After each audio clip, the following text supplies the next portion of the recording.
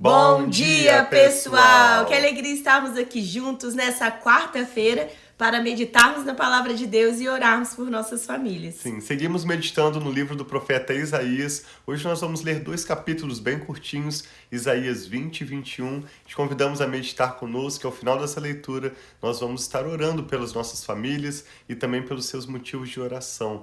Esse capítulo 20, especialmente, é um capítulo que tem apenas 1 minuto e nós queremos destacar mais do que a mensagem que o profeta Isaías está entregando. É uma profecia contra o Egito e a Etiópia.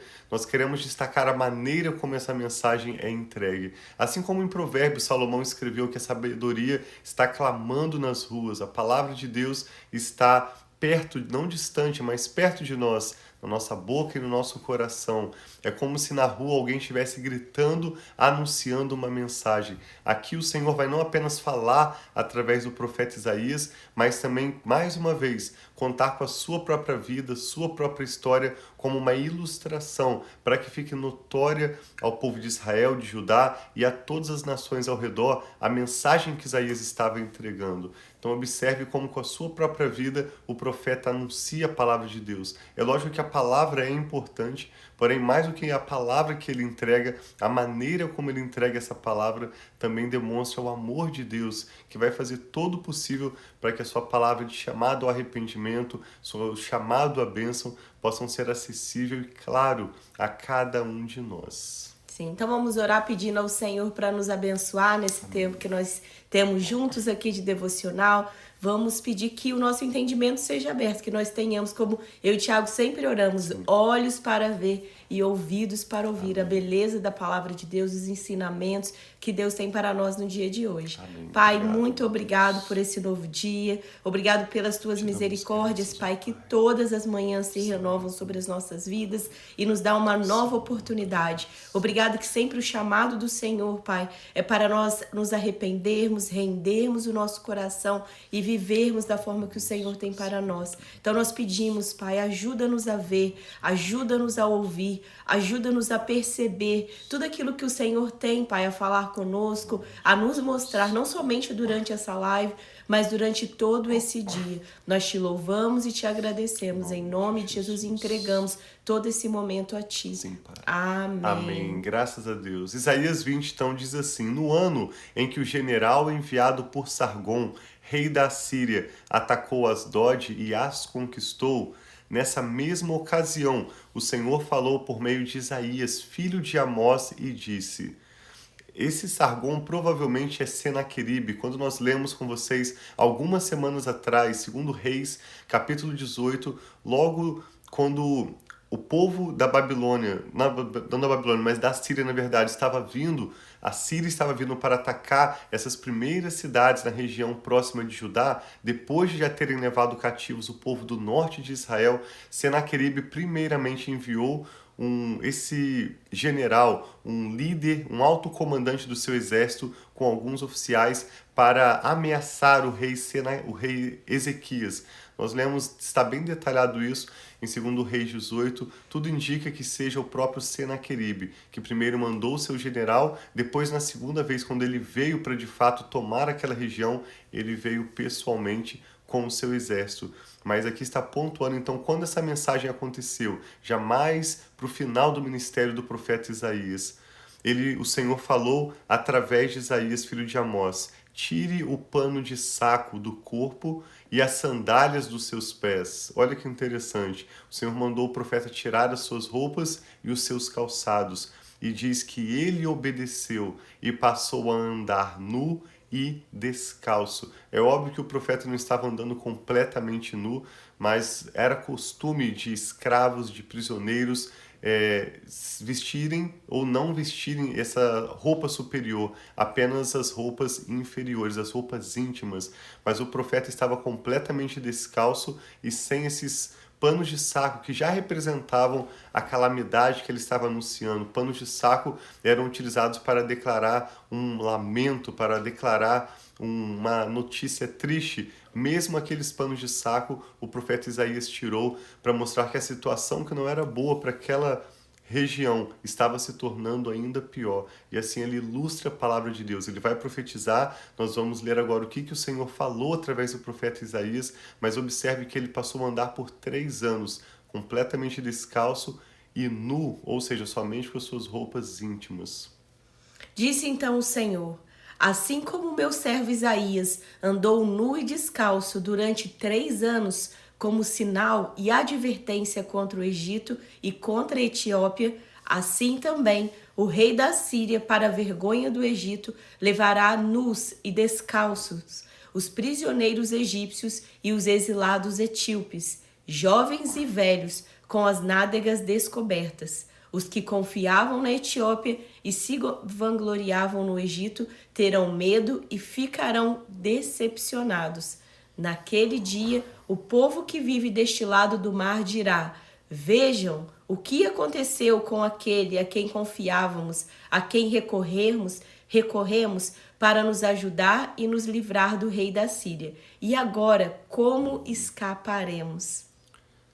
Mais uma vez, Isaías está declarando que não confiemos no homem ou em qualquer coisa que não seja o próprio Senhor. E o próximo capítulo 21 tem o título Profecia contra a Babilônia, também vai nos chamar a não confiarmos em ídolos, mas no Senhor apenas. Diz assim, Isaías capítulo 21, advertência contra o deserto junto ao mar, como um vendaval em redemoinhos que varre todo o Neguebe.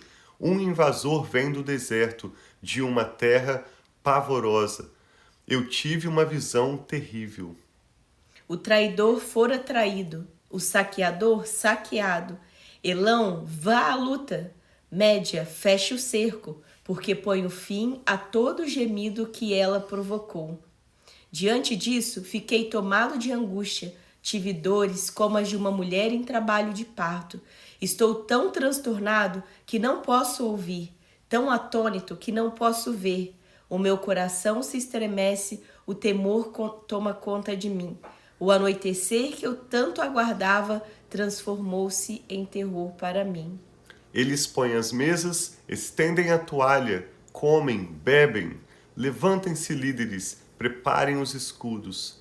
Assim me diz o Senhor: vá, coloque um vigia de prontidão para que anuncie tudo que se aproximar. Quando ele vir carros com parelhas de cavalos, homens montados em jumentos ou em camelos, fique alerta, bem alerta. Então o vigia gritou: dia após dia, meu senhor, eu fico na torre dos sentinelas. Todas as noites permaneço no meu posto. Veja, ali vem um homem num carro com uma parelha de cavalos e ele diz: caiu, a Babilônia caiu. Todas as imagens dos seus deuses estão despedaçadas no chão. Ah, meu povo malhado na eira, eu conto a vocês o que vi da parte do Senhor dos Exércitos, da parte do Deus de Israel. E conclui com uma profecia contra Edom, advertência contra Dumá, que no original é uma palavra que faz um trocadilho com a palavra Edom. Gente de Seir me pergunta: guarda, quanto ainda falta para acabar a noite? Guarda, quanto falta para acabar a noite? E o guarda responde: logo chega o dia, mas a noite também vem. Se vocês quiserem perguntar de novo, voltem e perguntem. Profecia contra a Arábia. Advertência contra a Arábia. Vocês, caravanas de dedanitas, que acampam nos bosques da Arábia, tragam água para os sedentos, vocês que vivem em Temá, tragam comida para os fugitivos. Eles fogem da espada desembainhada, do arco preparado e da crueldade da batalha. Assim me diz o Senhor, dentro de 1 ano e nem um dia mais, toda a pompa de Quedar chegará ao fim. Poucos serão sobreviventes de flecheiros dos guerreiros de Quedar. O Senhor, o Deus de Israel, falou. Nós vemos nesses 2 capítulos como durante um período de 3 anos o profeta tirou as suas roupas, que já eram roupas de humilhação, panos de saco, e ficou andando, vamos dizer, apenas com as suas roupas íntimas, completamente descalço, para anunciar ao povo de Deus. Vamos pensar em Judá, aqueles que viviam ao redor de Jerusalém, que não colocassem a sua confiança nos homens e também que não colocassem a sua confiança em ídolo algum. Nessa época, nós lemos há poucas semanas os livros de 1º, concluímos a leitura de 2º Reis.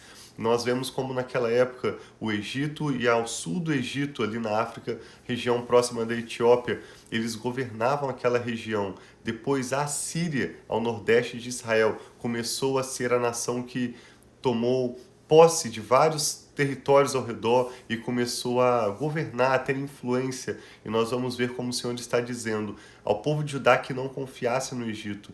Quando alguns reis de Israel e de Judá ouviram sobre o poderio da Síria, sobre os reis, por exemplo, Senaqueribe, eles eram tentados a ir ao Egito e buscar ajuda por causa do exército, por causa dos carros, do poderio militar, da influência que eles ainda tinham.